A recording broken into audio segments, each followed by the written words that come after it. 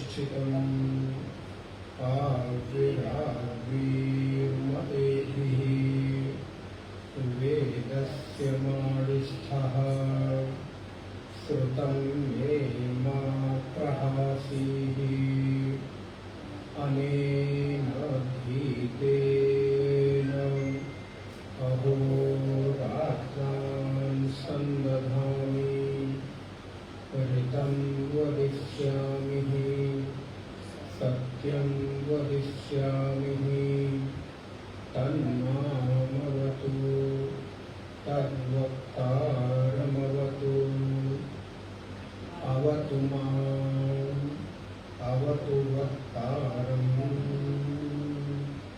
अवतु वक्तारम्। ॐ शान्ति शान्ति शान्तिः। नारायणं नमस्कृत्य नरं चैव नरोत्तमं देवीं सरस्वतीं व्यासं ततो जयमुदीरयेत्। सदाशिवसमारम्भां शङ्कराचार्यमध्यमाम् अस्मदाचार्यपर्यन्तां वन्दे गुरुपरम्पराम्। नारायण। ओम पुरुषे हवै अयम् अदितो गर्भो भवति यदेतत् प्रेतः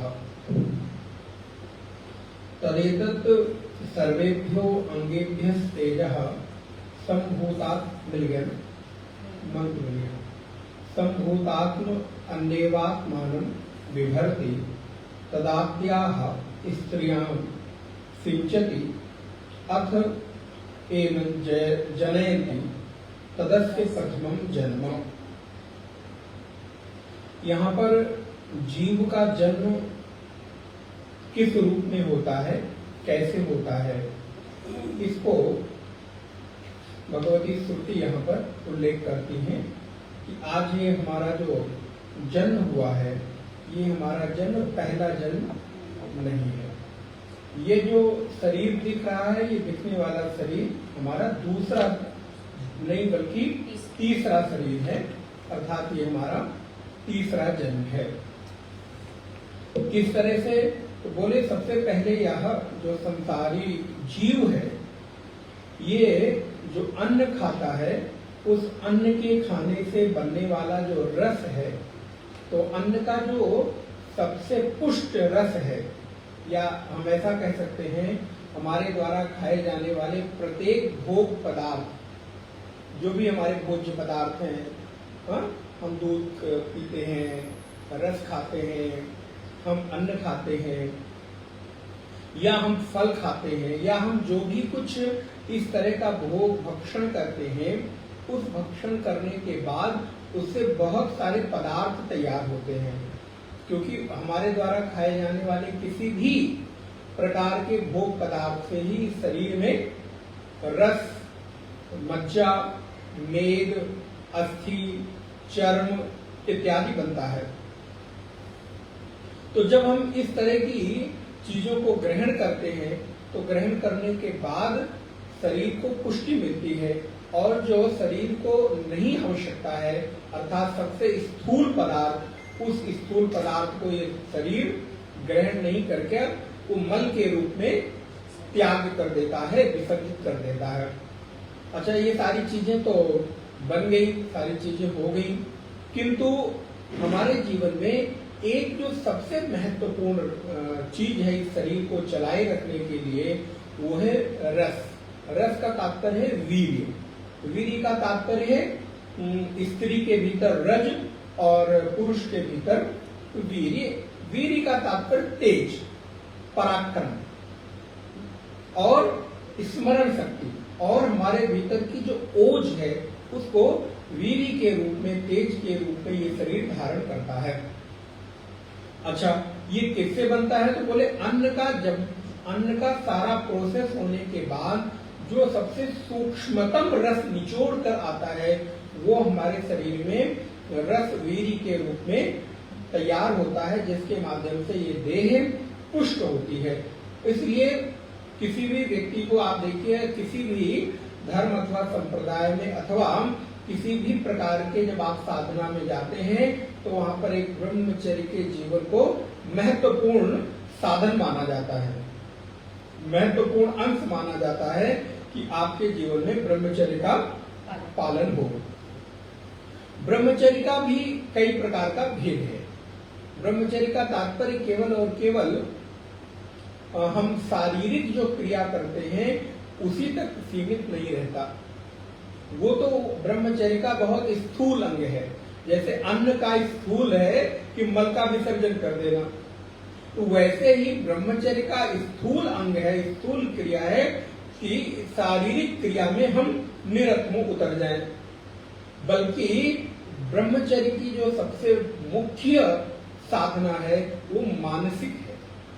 आप देखिए कई बार आप शारीरिक भोग नहीं करते, ये लाइट बंद कर दो, बस ये सबसे ऊपर में सबसे लास्ट वाला है वो डिस्टर्ब कर रही बात।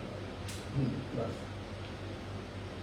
सबसे स्थूल क्रिया हम शरीर में जो एक दूसरे के साथ निरत होते हैं वो है।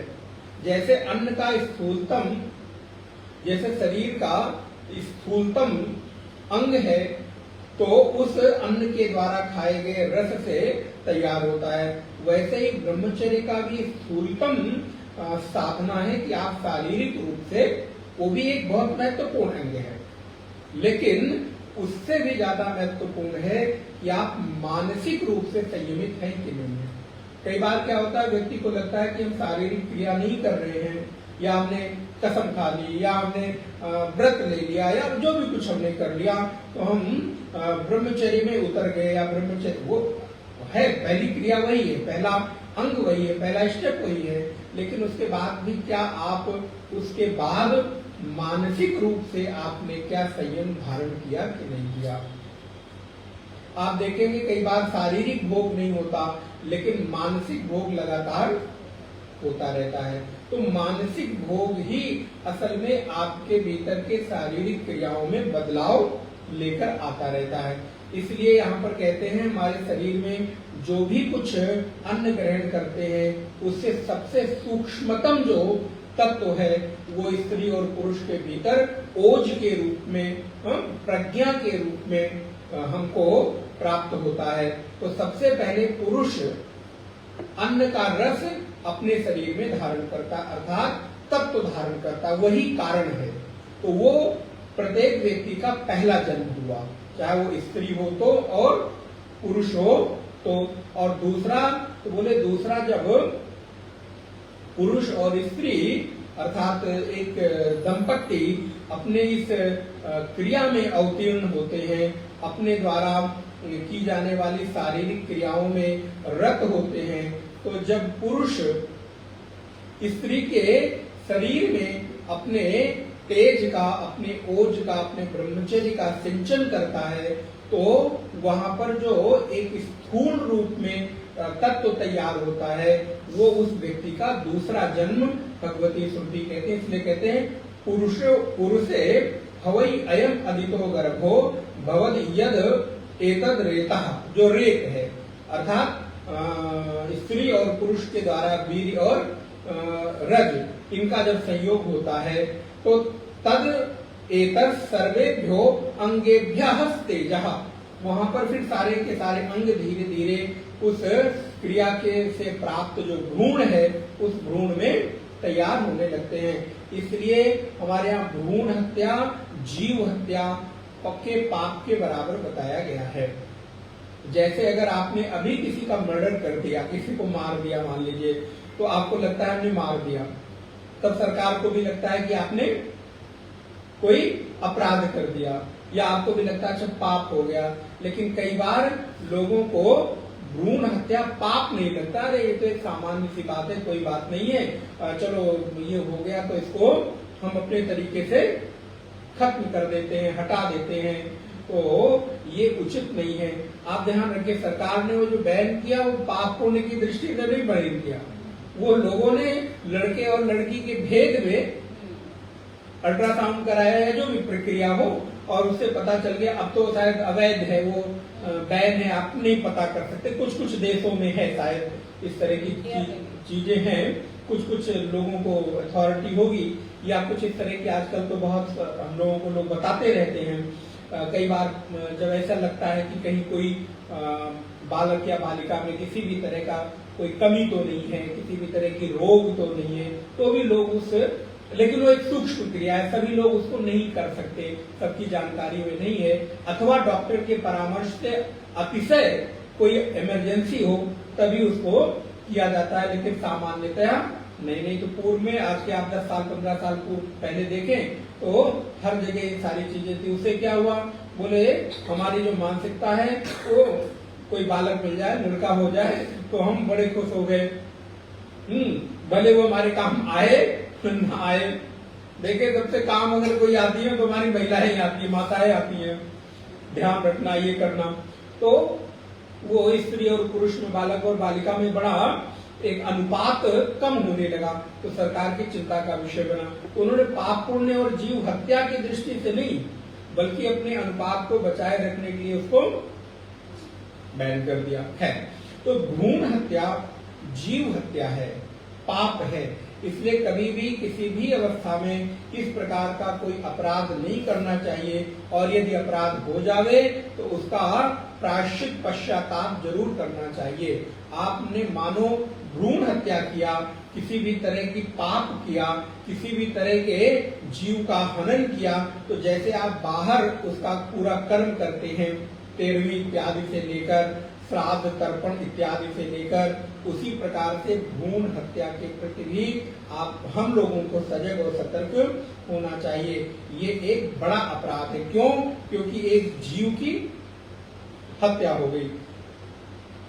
तीसरे महीने से, आप लोग को ज्यादा पता होगा, तीसरे चौथे महीने से तो उस शरीर में बिल्कुल अंग स्पष्ट होने लगते हैं।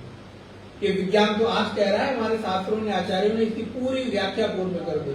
आप भागवत जी के 33 स्कंद में जाकर पढ़िए, जीव में कब अंग निकले, कब आंखें आई, कब उसके भीतर प्राण का सब स्पंदन हुआ, ये सारी चीजें पूर्व में नियोजित बताई गई। तो चौथे महीने से तो बिल्कुल एक स्पष्ट, थोड़ा बहुत 15 दिन 20 दिन 1 महीने आगे पीछे हो सकता है, लेकिन मोटा मोटा अगर आप हिसाब करें कि चौथे महीने से तो बिल्कुल जीव अपने स्वरूप में तैयार हो जाता है, और छठा से 7वां महीना आते आते उसमें पूरा प्राणों का संचार और स्पंदन होने लगता है।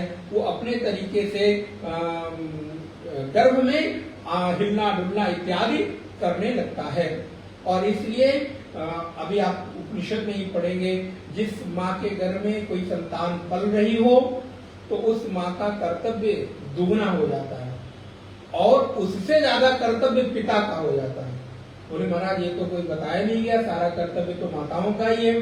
बोले नहीं, जिस माँ के गर्भ में कोई संतान पल रही हो, आ गई हो, तो उस समय उसके पिता का कर्तव्य हो जाता है कि वो उस स्त्री की उपासना करे। उपासना का तात्पर्य है उसके प्रति कृतज्ञता का भाव रखे, कि तुमने हमारे वंश की वृद्धि के लिए हमारे अंश को अपने देह में धारण करके एक जीव के रूप में पालन कर रहे हो, इस वजह से मैं आपके प्रति जीवन भर कृतज्ञ हूँ। ये पति का कर्तव्य है, पलने वाली संतान के गर्भ में जो माँ उस बालक को पाल रही है उसके प्रति, और उसका रक्षण करे, भली भांति उसका रक्षण करना चाहिए। उसके प्रति जो भी कर्तव्य हैं उन कर्तव्यों का वहन करना चाहिए। क्यों? क्योंकि वो आने वाली संतान एक बेटा और बेटी ही नहीं है, बल्कि वो आपके कुल वंश की परंपरा का संचार करने वाला, संवर्धन करने वाला है। इस जगत में रहकर अपने कृत्यों से, अपने कर्तव्यों से, अपने पुरुषार्थ और सामर्थ्य से इस संसार में हो सकता है कि एक महान व्यक्तित्व का जन्म हो रहा हो। भाई बालक जन्म लेता है तो क्या पता कि वो चिन्मयानंद बनेगा, विवेकानंद बनेगा, रामकृष्ण परमहंस बनेगा, अहिल्याबाई बनेगी, झांसी की रानी बनेगी, महात्मा गांधी बनेंगे कि बुद्ध बनेंगे, हाँ, कात्यायनी, मैत्री, गार्गी बनेगी, भारती बनेगी।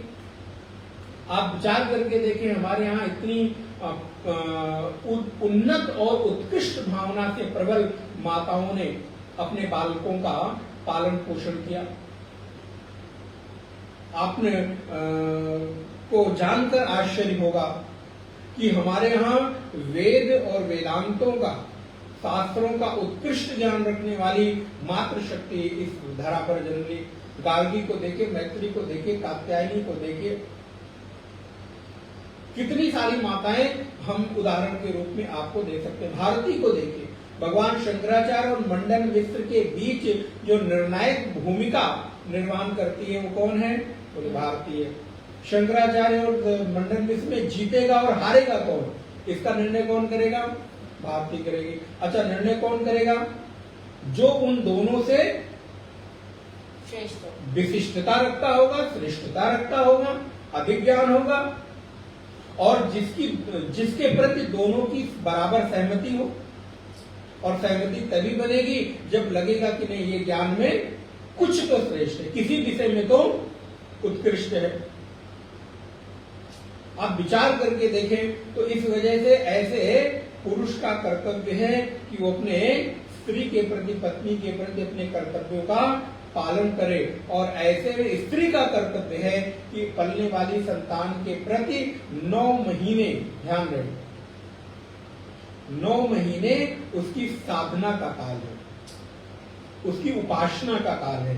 वो ऐसा कोई विचार न लाए मन में, ऐसे कोई कृत्य न करे, ऐसे किसी प्रकार का खान पान, ऐसे किसी भी प्रकार की संगति, ऐसे किसी भी प्रकार के माहौल और परिस्थितियों में न जाए जिसका प्रभाव आप पर नहीं, आप अपने लिए मत करो, उस जीव पर जरा उपकार करो, उसके प्रति जरा संवेदना रखो।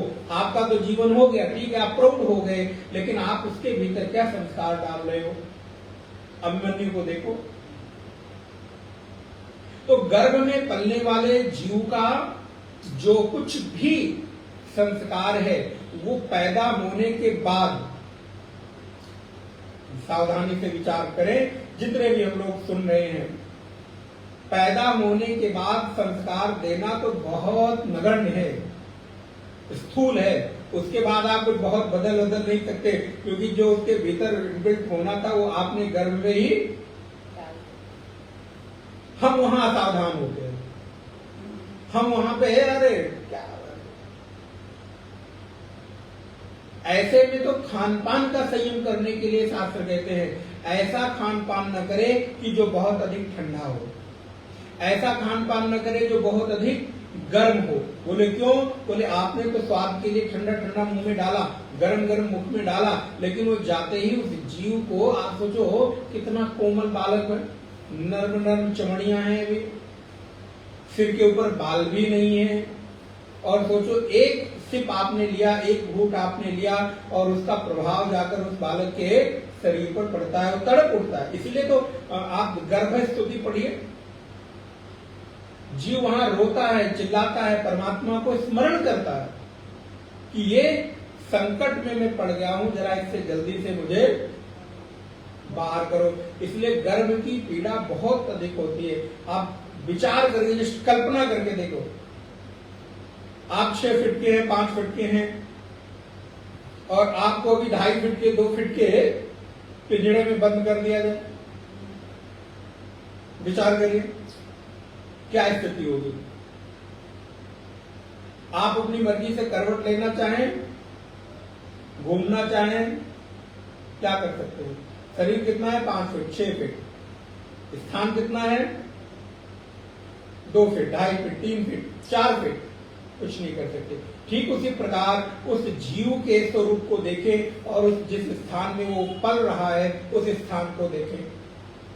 तो गर्भ में बहुत पीड़ा है, इसलिए गर्भ में परमात्मा का स्मरण करता है, प्रभु जल्दी से यहाँ से बाहर निकालो, और बाहर जाकर मैं ऐसा कर्म करूंगा कि पुनः मुझे। इसलिए तो आदि गुरु शंकराचार्य भगवान कहते हैं, पुनरपि जननम पुनरपि मरणम पुनरपि जननी जठरे शयनम। जननी माँ, जठर माने गर्भाशय, शयनम बोले महाराज अब पूरा गर्भ में तो नहीं जाना, ऐसी कुछ कृपा हो जाए कि जन्म तो ना लेना पड़े, क्योंकि अभी हमें याद नहीं। अब आप जस्ट याद करके देखिए, अभी आपको कोई तकलीफ हो जाए, सर्दी खांसी हो जाए, बुखार हो जाए, पेट हमारा थोड़ा अपसेट हो जाए या किसी अन्य प्रकार की, उस समय क्या थॉट आता है, जल्दी इसको ठीक कर दो, आज के बाद ये मैं खाऊंगा ही, कचौड़ी कचौड़ी तो देखूंगा ही नहीं, बस अब ठीक कर दो, दवाई भी खाएंगे, ये भी करेंगे, वो भी करेंगे, और दिन अब 3 दिन बाद जैसे ही ठीक हुआ, उसके 1 आध दिन 2 दिन तो मान लो थोड़ा संयम रहा और कुछ रहा, दूसरे तीसरे दिन 1 सप्ताह बाद कोई बात नहीं, उड़द मना किया लेकिन कोई बात नहीं, थोड़ा खाया जा सकता है, और आदमी बार बार वही करता है, फिर कहा गया तो फिर 2 दिन 4 दिन। तो ठीक इसी प्रकार गर्भ में भी रहकर वो यही याद करता, बस अब नहीं करना, अब नहीं करना, जल्दी यहां से निकलूं, मुक्त हूं, और वहां से आया और यहाँ पर फिर भूल गया या भुला दिया गया, क्योंकि उसको ऐसे संस्कार नहीं दिए गए। हम माता पिता का कितना दुर्भाग्य है कि हम अपनी ही संस्कृति, अपने ही संस्कार अथवा उस जीव के आने का जो उद्देश्य है उसको याद ही नहीं दिलाते। कौन दिलाएगा? इस वजह से मैं आपको निवेदन कर रहा था, हमारे घरों में हमारा तो जीवन बीत गया, लेकिन आने वाली जो हमारी कुल है, हमारे संतान हैं, उनको इस बात को जरूर स्मरण कराया जा सकता है कि गर्भ से पैदा होने के बाद तो आप जो संस्कार देते हैं जरूर दीजिए, देना ही चाहिए। कैसे खाना है, कैसे पीना है, कैसे बैठना है, ये सब आप सिखाते हैं, लेकिन चित्त में क्या ले जाना है ये आप नहीं सिखा सकते हो। ये आपके पास समय है 5-7 महीने का, 6 महीने का, वो साधना बहुत पक्की है। तो इसलिए प्रत्येक हमारी मातृ शक्ति जो अपने गर्भ में संतान को धारण करती है, उसका 9 माह उपासना काल होता है। फिर चलो शुरू के 2-3 महीने आप निकाल दो, तो 6 से 7 महीने, 5 महीने तो पक्का उसको व्रत ले लेना चाहिए, उठने से लेकर बैठने। अब देखिए ये शास्त्र ने कहा तो हम नहीं मानते, अरे ये महाराज क्या कपोल कल्पना की बातें करते हो। वही डॉक्टर क्या कहता है, कंप्लीट, बस एक सेंटेंस लिख दिया, कंप्लीट बेड रेस्ट, खत्म। शास्त्र बार बार ये कह रहे, हमारे गुरुजन आचार्य कह रहे, उन्होंने कोई पीएचडी डिग्री नहीं की, कोई एमबीबीएस एमडी नहीं किया, फिर भी वो बार बार कह रहे हैं, उस पर कोई वैल्यू नहीं, कोई ध्यान नहीं। डॉक्टर ने एक लाइन लिख दिया, आज से कंप्लीट बेड रेस्ट, इसका तात्पर्य क्या हुआ? अब कंप्लीट बेड रेस्ट, आप उसके पीछे का विज्ञान देखिए, क्योंकि अब आपका मूवमेंट ज्यादा होगा नहीं, संस्कार ज्यादा आपके भीतर, क्योंकि दुनिया आपकी सिमट गई ना, एक कमरा, एक बेड, आसपास के 2-4 लोग, तो क्या हुआ? आपका जो पब्लिक के साथ, लोगों के साथ आने जाने के साथ इंटरेक्शन होना चाहिए था, तो लिमिटेड हो गया। खान पान भी अब आपको वही मिलेगा या वही दिया जाएगा जो आपके लिए आवश्यक होगा, अनुकूल होगा। अच्छा, किसी भी डॉक्टर ने बताया हो आपको कि आप जिस समय बीमार हैं या इस तरह के हैं तो नॉन वेज खाओ? मुझे तो नहीं लगता, कोई हो विशेष तो पता नहीं। क्या कहते हैं, जितना हो सके शुद्ध, सात्विक, बासी खाना भी मत खाओ, सुबह का रखा रात को भी मत खाओ, रात का रखा सुबह भी मत खाओ, ताजा खाओ, थोड़ा खाओ, जूस पियो, फल खाओ, सब्जी खाओ, आदि आदि आदि। तो हमारे जीवन में क्या हुआ? डॉक्टर ने कहा कंप्लीट बेड रेस्ट मान लिया। आचार्य क्या कह रहे हैं? वो कह रहे हैं कि गर्भ में पलने वाले जीव के प्रति माता और पिता दोनों का बराबर का कर्तव्य है कि वो उसका पालन करे, और पुरुष तो स्त्री की उपासना करे। इस 9 माह देवी के रूप में तो उसकी उपासना करें कि तुमने कृपा करके एहसान किया है। अभी आप आगे पढ़ेंगे, मैं आपको दिखाऊंगा। एहसान किया है कि इस जीव को धारण किया है। तो ये दूसरा जन्म और तीसरा जन्म तो हम और आपके रूप में यहाँ है ही है। तो ये जो जन्म की प्रक्रिया है वो अन्न के रस से तैयार रज और वीर्य, और दूसरा रज और वीर्य का संयोग होकर भ्रूण के रूप में दूसरा जन्म, और वो भ्रूण में जब सारे अंग अवयव लग जाते हैं, हाथ नाक कान मुंह पैर इत्यादि, तब वो जब माँ के गर्भ से भूमि पर आता है, भूमिष्ठ होता है, तो इसलिए उसको तीसरा जन्म यहाँ पर कहा गया। तो 3 जन्म तो ऐसे ही, अब लोग कहते हैं पुनर्जन्म की तो हमारे कोई कर, अब 3 जन्म तो सामने आपके देखे, और अगर आप ना सहमत हो तो आप तर्क दीजिए, विचार करिए। मैं कह रहा हूं, कोई कह रहा है मान लेना उचित नहीं है। आप विचार करके देखिए, देखिए, दीजिए, तर्क दीजिए, लॉजिक दीजिए कि हम नहीं मानते, हम भी दे रहे हैं, आप भी दे। जो इस तरह की प्रक्रियाओं को मानते हैं कि पुनर्जन्म नहीं है, आने वाला कोई नहीं, यही खाओ पियो मौज करो और चले जाओ।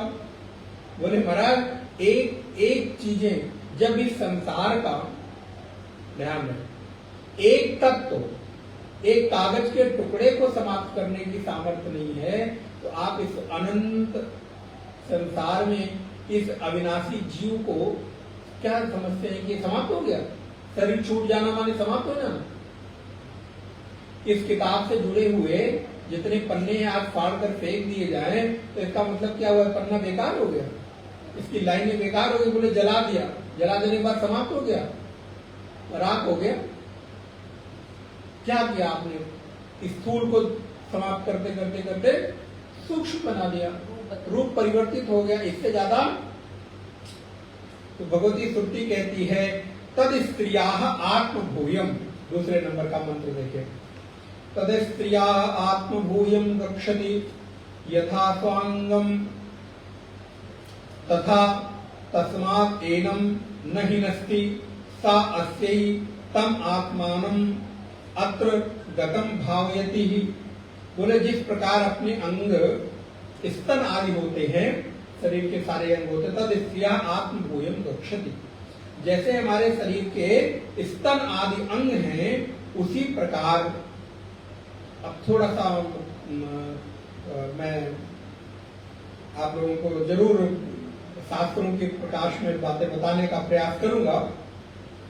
यथा स्वांगम तथा तस्मात् एनम न हिनस्ति, एक उदाहरण के साथ। अब क्या होता है, कई बार कुछ शब्द मर्यादित हो जाते हैं, तो उसको बोलने के लिए हमको ढूंढना पड़ता है कैसे शब्द बोले जाएं, क्योंकि वो पब्लिक में और सामान्य लोगों के बीच नहीं कहा जा सकता, और वो भी जब इस प्रकार की प्रक्रिया और विषय चल रहा हो तो है। एक छोटा सा उदाहरण लीजिए। आज आप बैठे हैं, धूल आंधी चले अथवा किसी अन्य प्रयोजन के कारण से अभी आपके आंख में एक पतला सा छोटा सा कोई धूल का तिनका, एकदम महीन, दिखता भी नहीं, महाराज कपड़े से या रुई से कुछ दूध और कुछ पानी और कुछ लगा के, दवा लगा के आपको दिख नहीं रहा है, एकदम सूक्ष्म आंख में चला जाता है, स्थिति क्या होती है बताइए? परेशान, हैरान, आंख लाल लाल हो गई, फूल गई, सूज गई, दर्द हो गया, पानी बहने लगा, आदि आदि। इसका मतलब विज्ञान देखिएगा, इसका मतलब हमारे शरीर में बाहर का कोई भी अंग, कोई भी अंश स्वीकार करने की क्षमता नहीं है। शरीर के भीतर जो है वो शरीर अपने को हील करता रहता है। चमड़ा हट गया, वो शरीर अपने आप हील कर देगा, चमड़ा महीने 2 महीने में अपने आप आ जाएगा। अन्य कोई चीज हुई, वैद्य डॉक्टर भी यही कहते हैं, कुछ चीजों को छोड़ दो, दवा मत खाओ, थोड़े दिन रेस्ट करो, हील हो जाएगा। ये विज्ञान कहां से गया? बोले विज्ञान इसी ज्ञान से गया है। अपने आप शरीर के भीतर एक क्षमता है कि वो अपने स्थान पर हील कर लेगी, कुछ करने की जरूरत नहीं। सर्दी हुई, थोड़े दिन रहने दो, अगर बहुत एडवांस नहीं है, बहुत अवेयर नहीं है, तो 1 आध दिन 2 दिन जरा इंतजार करो, पेट खराब हो कोई बात नहीं, 1 आध दिन रहने दो, कुछ कुछ उपचार कर लो, नींबू पानी ले लो, दूध दही ले लो, कुछ कुछ इस तरह का चीजें कर लो। तात्पर्य क्या है? शरीर के भीतर बाहर का कोई भी अंश शरीर स्वीकार नहीं करता। एक धूल का टुकड़ा आंख में, शरीर में चला जाए, मुंह में चला जाए, आप देखिए खाते खाते एक थोड़ी सी जो दाल या चावल या सब्जी में कुछ भी तिनका आ जाता तो क्या होता? एक छोटा सा बाल आ जाए महाराज, गले के तक पहुंचते पहुंचते शरीर अपने आप बता देता है खाने लायक नहीं, आप निकाल देते। कितना महीन होता है बाल, पकड़ने में भी नहीं आता। विचार करिएगा। शरीर कहता नहीं, ये मेरा नहीं है, मेरे लिए जरूरत नहीं है, हटाओ इसको, फेंको इसको।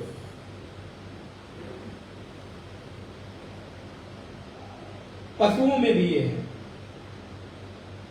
आप भूसे में, चारे में कुछ ऐसी चीज डाल के दे दो, पशु एक बार मुझे याद आ रहा है, हम लोगों के बचपन में एक बार माताएं बैठ के कुछ सिल रही थी हमारी घर में, तो सुई जो है कहीं गिर गई, पतली से भूना नहीं मिला। उसके बाद क्या हुआ कि पशु को चारा डाला गया, तो पता नहीं कैसे करा करा के वो नाद में चली गई। अब किसी को क्या पता, दूसरे दिन जब वो नाद साफ की जाती है, हौज साफ की जाती है, तो जो लेबर काम करने वाला था वो साफ करने लगा, तो उसके हाथ में वो छुप गई। देखो बाबूजी, ये सुई यहां मिली, यहां कैसे पहुंची? जैसे भी पहुंची। लेकिन आप विचार करके देखिए, हम लोगों ने सोचा, अब ये आज ये बात लग रही है, जब शास्त्र पढ़े तब लग रही है, काश अगर ये सुई कहीं चली गई होती बैल या गाय या भैंस के पेट में, तो क्या स्थिति होती। लेकिन आप देखिए, पूरा चारा खा लेने के बाद वो सुई ज्यों की त्यों ही छोड़ दिया। हंस के गुण को आप जानते हैं, दूध और पानी मिलाकर दे दो, उसको जो चाहिए दूध पी लेगा और पानी। मेरा शरीर मुंह में जाते ही कोई इस तरह का करे, बाहर के अंश को स्वीकार नहीं करता। लेकिन ठीक दूसरी तरफ, जस्ट थिंक, एक स्त्री के शरीर में ऐसी कौन सी सामर्थ्य है कि बाहर के उस वीर्य को, इतने बड़े अंश को, इतने बड़े रस को, इतने बड़े सामर्थ्य को वो शरीर अपने आप स्वीकार कर लेता है, उसको किसी भी तरह का कोई बाहर का ही तो है। पुरुष के द्वारा जब स्त्री में सिंचन किया गया तो क्या हुआ? बाहर का ही तो है, लेकिन उसके बाद भी उस शरीर ने उसको स्वीकार कर लिया। तो भगवती श्रुति कहती है, तद स्त्रिया आत्मभूयम, जैसे अपने शरीर के स्तन हैं, आंखें हैं, कान है, मुख है, बाल है, हाथ पैर है, वो उसका अपना है, ठीक उसी प्रकार स्वम अंगम तथा तस्मात् एनम न हिनस्ति, वो उस तेज को, उस सामर्थ्य को, उस ओज को, उस वीर्य को भी स्वीकार कर लेता। न हिनस्ति, हिनस्ति का तात्पर्य है उसको दूर कष्ट नहीं होता, अपितु उस तेज को आत्मभाव से स्वीकार कर लेता है, प्राप्त हो जाता है। उसी प्रकार स्त्री के आत्मभाव को जब पुरुष ने सिंचन किया, उसने स्वीकार कर लिया, तो वह गर्भ उस तत्व को बाहर हिनस्ति, हटाने की कोशिश नहीं करता। जैसे आंखें एक रज के टुकड़े को, धूल के टुकड़े को, अंश को जाते ही हटाने की कोशिश करती, आंख भी एक्सेप्ट नहीं करती, हटाओ हटाओ, निकालो निकालो, लेकिन गर्भ उस अंश को स्वीकार कर लेता है, उसको बाहर करने की कोशिश नहीं करता, बल्कि उसको लगता है कि मेरा आत्मभाव ही है। तो बोले हुए न हिनसिस्सा अस्यैतम आत्मानम, अत्र अपने उदर में प्रविष्ट हुए उस आत्मा को, ओज को ग्रहण करके क्या करती है? बोले उसका पोषण करती है। भगवत्पाद शंकराचार्य कहते हैं, अथ भाष्य में, अथ उसके थोड़ा और ऊपर, यस्मिन् काले भार्याः तु मतिः यस्यां योषाग्नौ वो जो गर्भाशय क्या है, बोले वो योषाग्नौ, योषाग्नौ स्त्रियाम सिंचती उपगक्षण, उस स्त्री के घर में सिंचन करता है, वहां पर उसको डालता है। अथ तद एन रेतः आत्मानो गर्भभूतम जनयति पिता, मानो पिता ने जिस गर्भ को अपने शरीर में अन्न के रस के रूप में धारण किया था, अब वो उसको जनेत माने उस गर्भ में छोड़ता है, पैदा करता है, वहां पर ले जाकर उसको जन्म देता है। तदस्य पुरुषस्य स्थान निर्गमनम, जिस समय पुरुष के स्थान से वो ओज निर्गमन करता है, स्थान निर्गमनम रेतः से काले, रेत से काले रेतो रूपेण स्थ संसारिणः प्रथमम जन्म,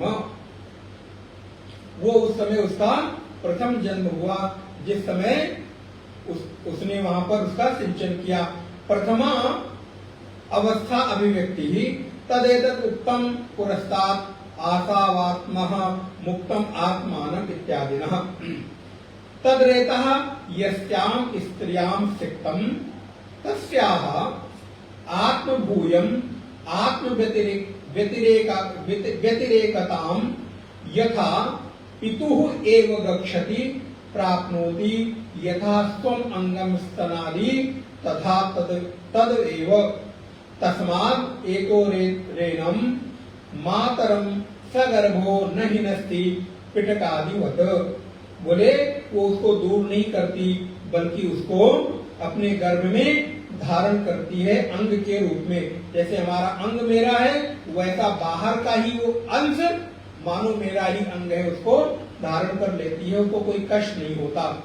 यस्मात् स्तनादिसम अंगम आत्मभूयम गतम तस्मात् न हिनस्ति न बाधत इत्यर्थ, उसको कोई बाधा नहीं होती। अब कहते हैं सा अंतर्वती तम अस्य भर्तुः आत्मानम् अत्र आत्मनः उदरे गतम प्रविष्टम बुद्ध्वा, किसी भी प्रकार बाधा न पहुंचकर जब वो गर्भिणी स्त्री अपने पति के आत्मा को, अब वो वीर क्या है, रज क्या है, बोले जब तक पुरुष के गर्भ में था, पुरुष के उदर में था, तब तक वो वीर है, लेकिन जैसे ही वहां प्रवेश किया वो क्या हुआ, बोले आत्मा हो गई। तो गर्भा आत्मानः उदरे गतम प्रविष्टम बुद्ध्वा भावयति वर्धयति पालयति परिपालयति, बोले अब क्या हुआ, बोले अब वो उसकी आत्मा को उसका कर्तव्य है कि उसका वर्धन करे, भाव के साथ उसको स्वीकार करे और उसका पालन करे। गर्भ विरुद्धात अशनादि, देखिए मैं ये आपको निवेदन कर रहा था, गर्भ विरुद्धात अशनादि परिहारम अनुकूल, जो गर्भ के विरुद्ध अन्न है, भोजन है, उसका त्याग करे, ज्यादा देर तक भूखी ना रहे, ज्यादा देर तक प्यासी ना रहे। एक ही लाइन लिख दिया, उसमें बहुत चीजें समाहित हो गई, अर्थात अपने गर्भ के अनुकूल वो स्त्री भोजन करे जिस समय उसके गर्भ में बालक अथवा बालिका पल रही हो।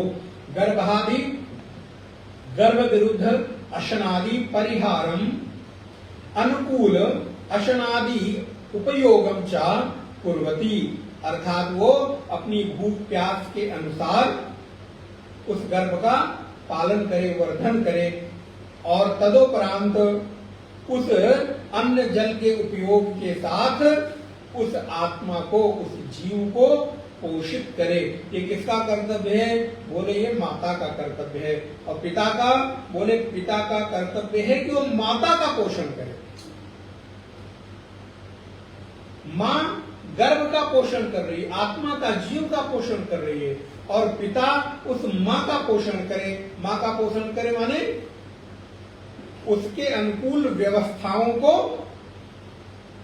माहौल को, परिस्थितियों को तद अनुरूप दे।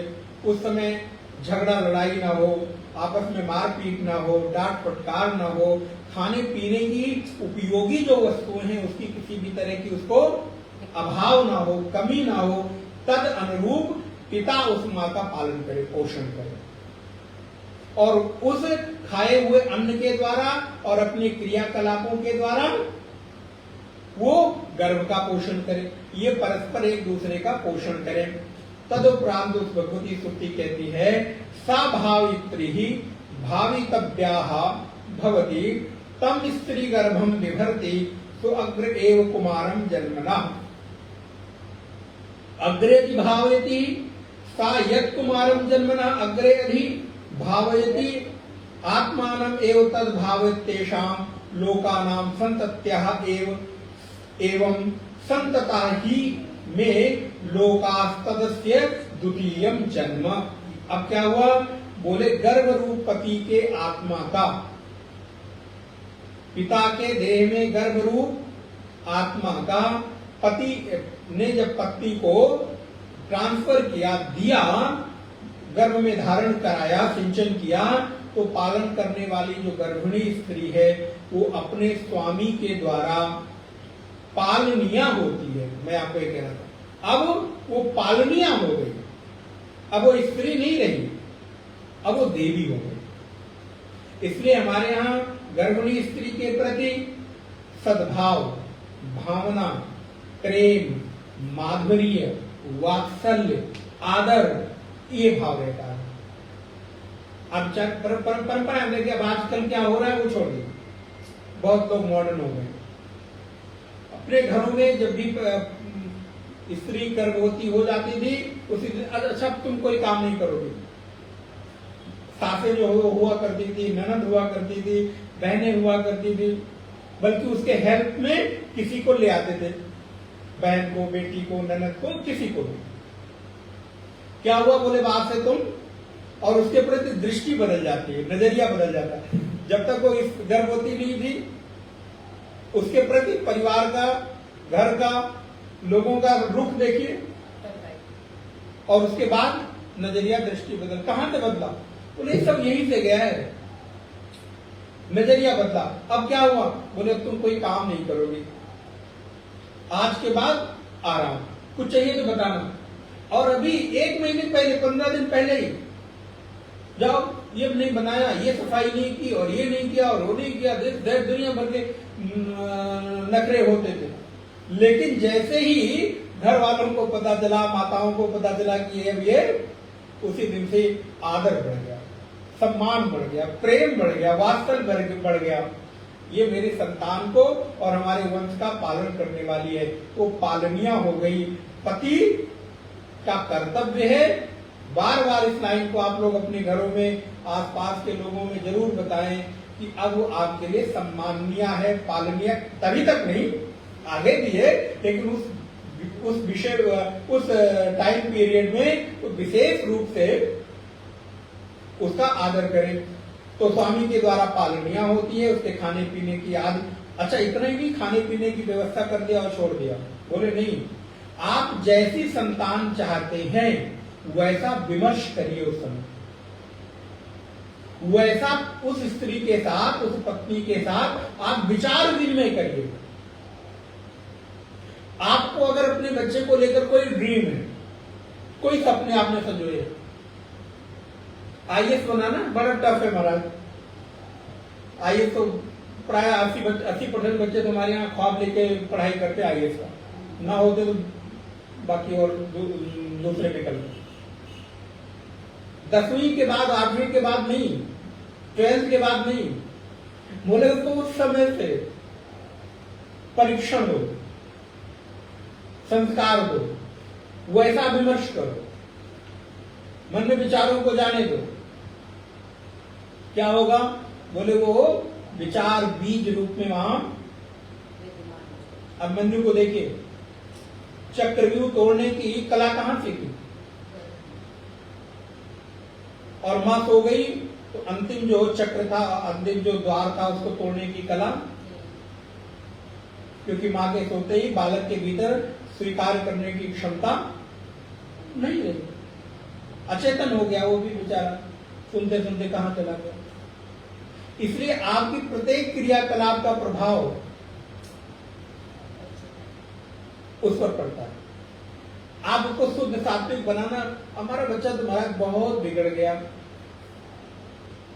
आपने क्या संस्कार दिए उस समय, क्या शिक्षा दी उस समय? खाने पीने का क्या, मैं तो प्राय कहता हूं, पैदा हुआ, पैदा होने के बाद क्षमा करिएगा हमारी माताएं स्तनपान दुग्ध पान कराने में भी बड़ा संकोच करती। अब डॉक्टरों ने लिखना शुरू कर दिया, कहना शुरू कर दिया सबसे पौष्टिक वही है। हमारे आचार्य ने पूर्व में कहा, जन्म लेते ही सबसे पहले दुग्ध न आ रहा हो तो गाय के दूध को रुई में डुबोकर या चम्मच से थोड़ा सा उसके मुंह में डाल के और प्रयास किया जाए ऐसा खान पान और ऐसी चीजें कि मां के स्तन में दुग्ध आए और वही दुग्ध पान करे, वो उसके लिए सबसे महत्वपूर्ण है। तो दुग्ध पान कराना छोड़ दिया। क्या किया? बोले महाराज बचपन में ही 2 महीने के 1 महीने के बालक को बोतल पकड़ा दी। तो बोतल पकड़ने की आदत तो मैंने डाली। तो बोतल में भरा क्या है वो उस समय आप मालिक थे, आपने भर दिया दूध, लेकिन बोतल पकड़ने की आदत तो उसको। अब जब बड़ा हुआ तो बोतल पकड़ने का संस्कार तो ही, आदत तो ही। उस समय बोतल में दूध था, अब बोतल में कुछ और। आपने दूध भरा था, उसमें अल्कोहल भर दिया। फर्क क्या हुआ? फिर पकड़ाया तो हमने ही, संस्कार तो हमने ही दिया, हमने ही बताया ना भैया इसको पकड़ के ऐसे पिया जाता है। फिर कहते हैं कि ये तो ऐसे बिगड़ गया।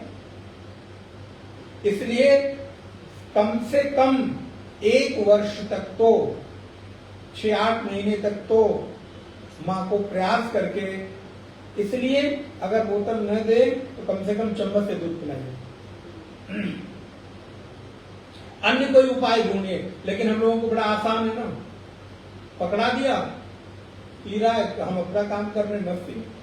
वही बाद में ख्याल आता है, अरे ये तो गड़बड़ हो गई। इसलिए ये एक साधना है।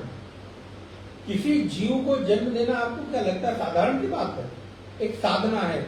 इतने समय को क्या 1 साल 2 साल का समय आप उस साधना में व्यतीत करना चाहते हैं कि नहीं? इसलिए भगवती श्रुति कहती है, उस गर्भिणी स्त्री को जब अपने कोख में वंश का पालन करती है, तब पोषण करती हुई वो पिता के गर्भ से उत्पन्न हुए प्रसव के अनंतर सद्योजात, उस गर्भ का नाम क्या हुआ? बोले सद्योजात। सद्योजात माने तुरंत। सद्योजात उस कुमार को जातकादि से संस्कृत करता है। देखिए वहां पर संस्कृत करो, संस्कृत का तात्पर्य है संस्कार को। जन्म के बाद वह कुमार, इसलिए उसको कुमार कहते हैं, वह कुमार संस्कार करता है। कुमार का संस्कार होता है। हमारे यहाँ 16 प्रकार के संस्कार होता है। और इस प्रकार इस लोक में पुत्र पौत्र आदि लोकों के विस्तार होते रहते हैं। बेटा, बेटे का बेटा, बेटे के बेटे का बेटा, बेटी का बेटा, उसका बेटा इत्यादि। पुत्र हुआ, पौत्र हुआ, पौत्र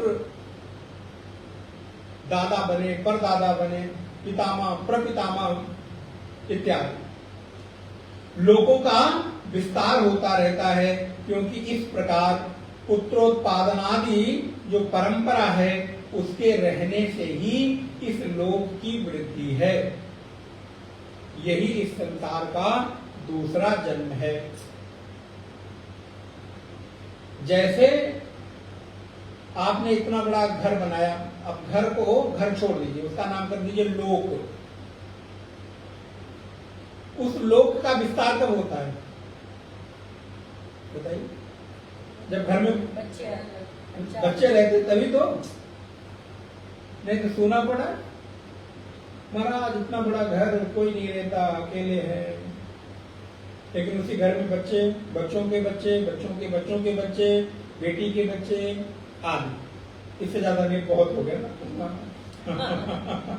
इतने भी आ जाए तो बहुत है।